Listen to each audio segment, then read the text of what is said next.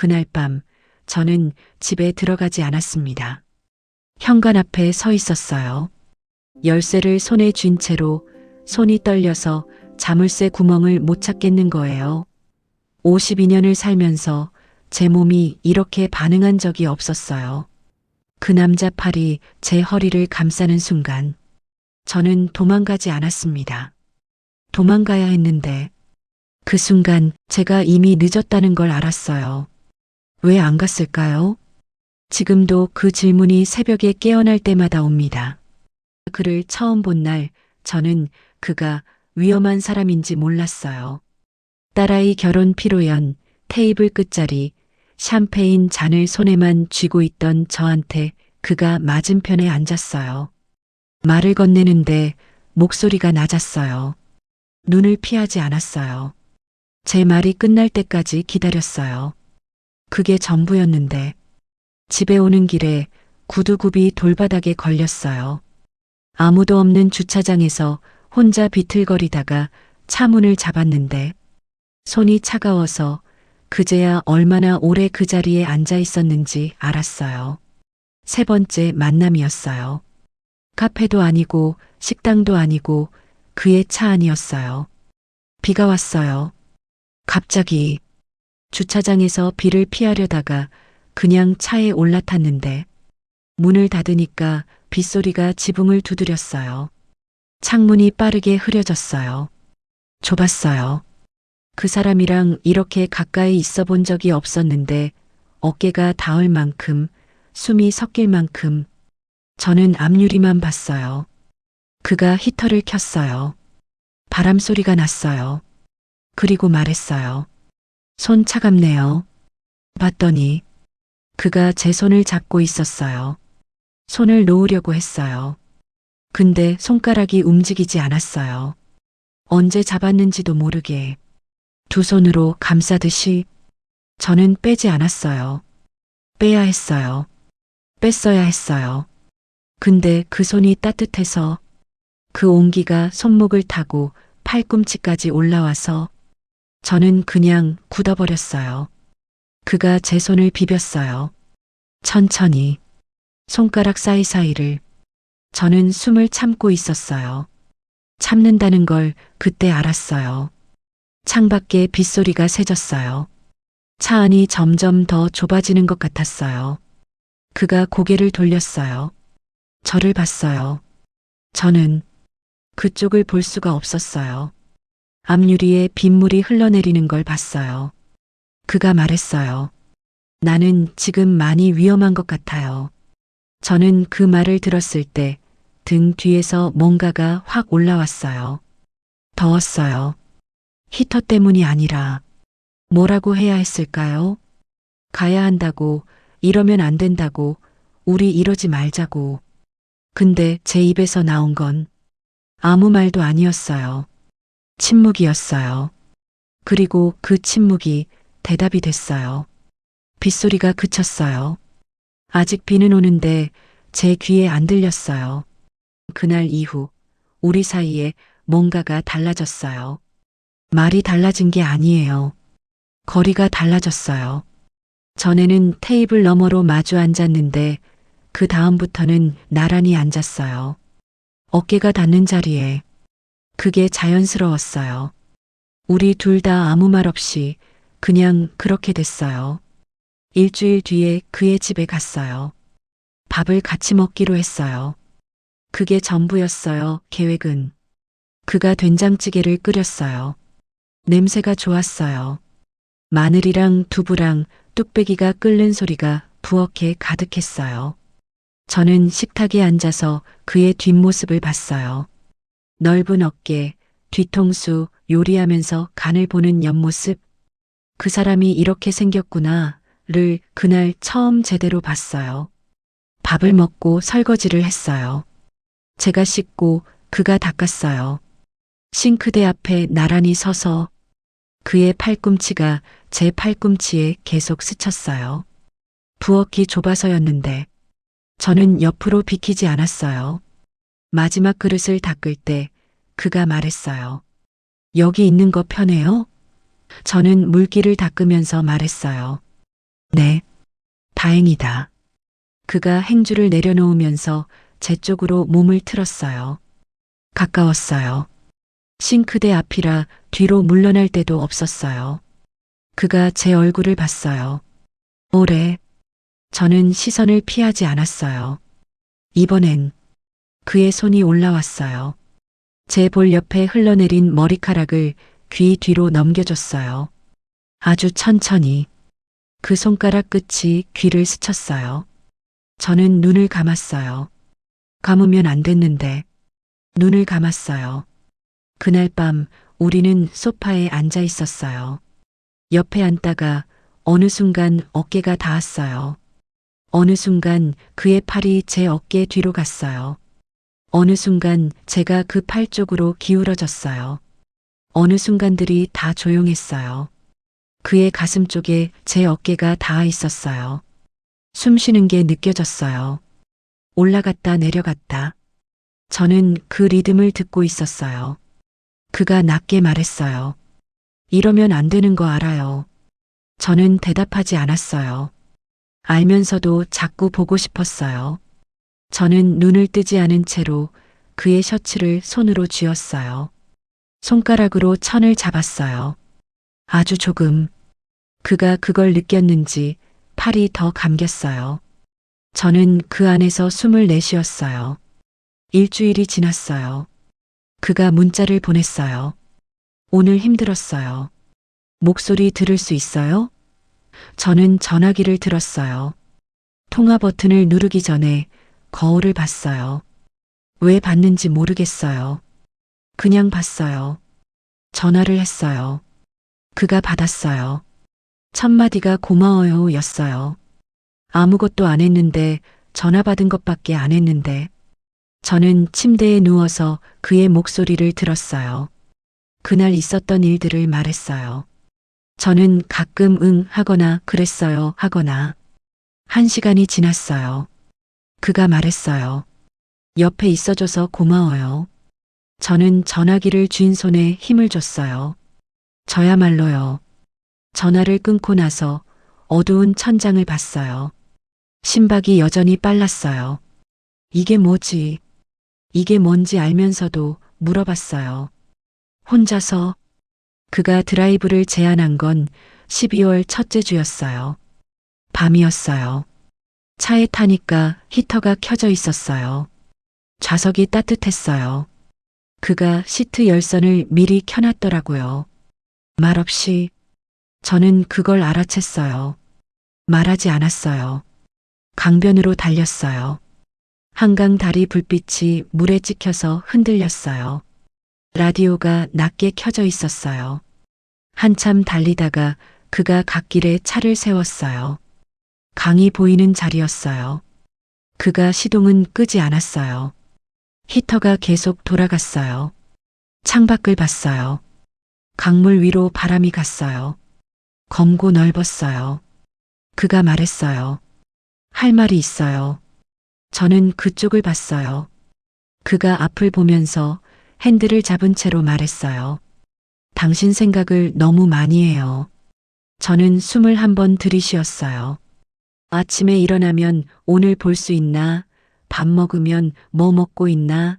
잠들기 전엔. 거기서 그가 멈췄어요. 핸들 위 그의 손이 보였어요. 꽉 쥐어져 있었어요. 이러면 안 되는 거 아는데. 저는 강을 봤어요. 검은 강물이 흘렀어요. 멈추지 않고. 저도요. 제가 말했어요. 그가 제 쪽으로 고개를 돌렸어요. 저도 그래요. 저는 그 말을 하고 나서 입술이 말랐어요. 침을 삼켰어요. 그가 핸들에서 손을 떼더니 제 손 위에 올려놨어요. 덮듯이. 저는 손을 뒤집어서 그의 손을 잡았어요.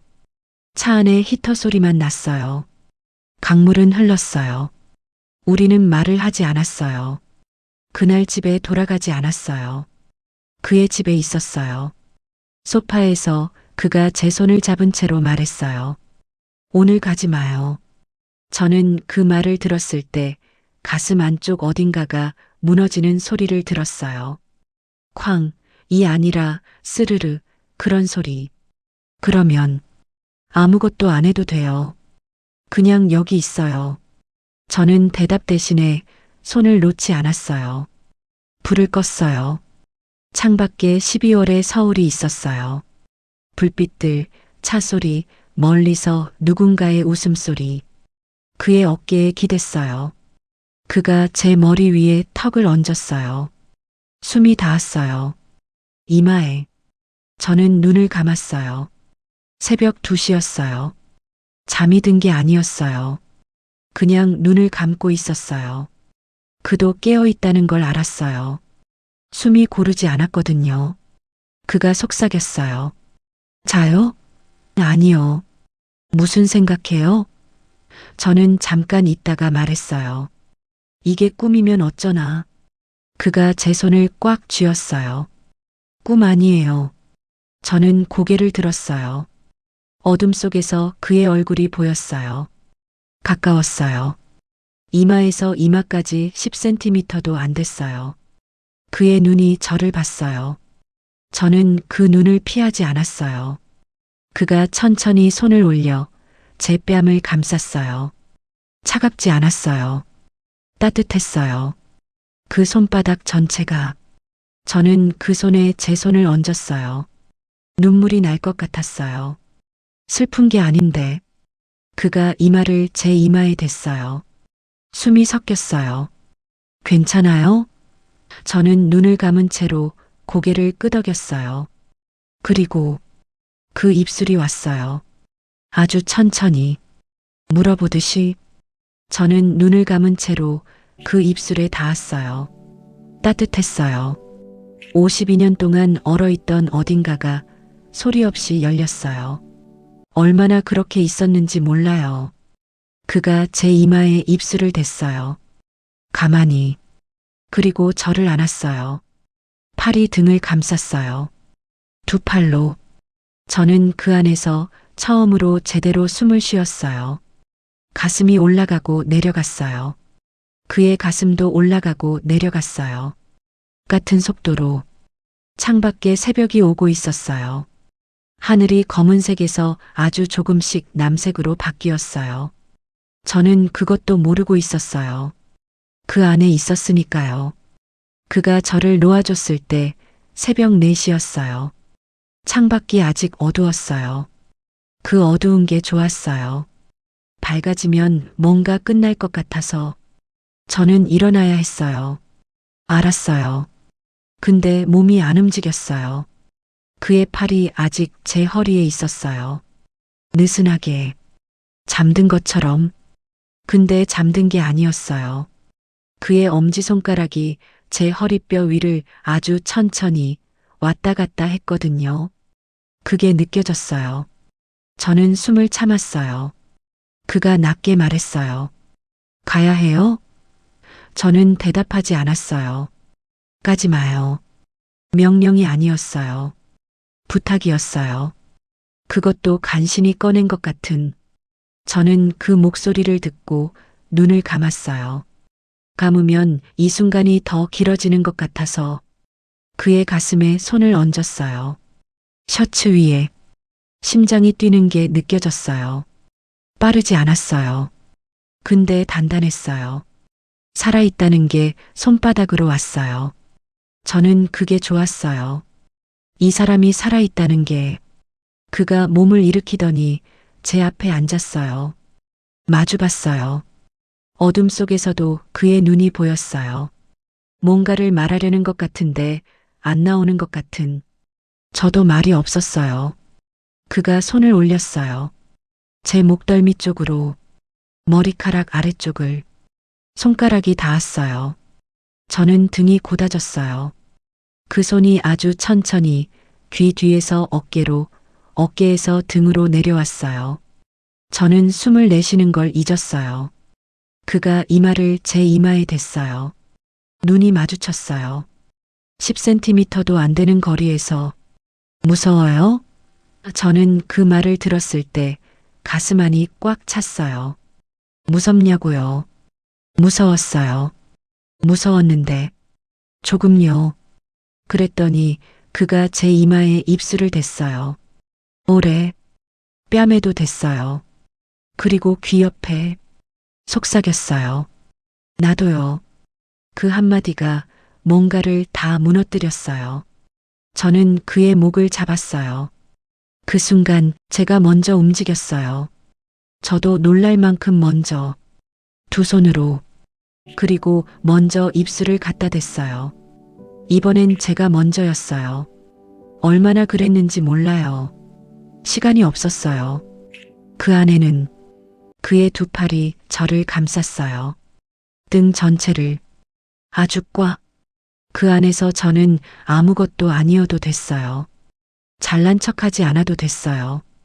괜찮은 척하지 않아도 됐어요.